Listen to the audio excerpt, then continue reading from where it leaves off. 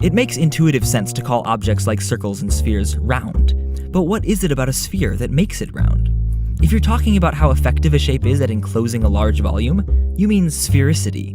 And a sphere is the shape that contains the most volume with the least surface area. That is, a sphere is the most spherical shape.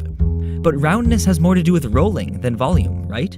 A round object can roll smoothly, like a wheel or ball bearing. And the main feature that ball bearings need is to be the same width from one side to the other.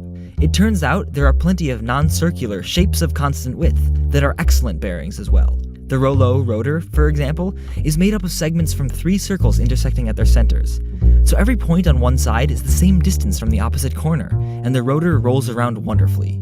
In fact, the Rollo rotor can even turn smoothly in a square hole. But don't try to use a Rollo rotor for the wheel of your car.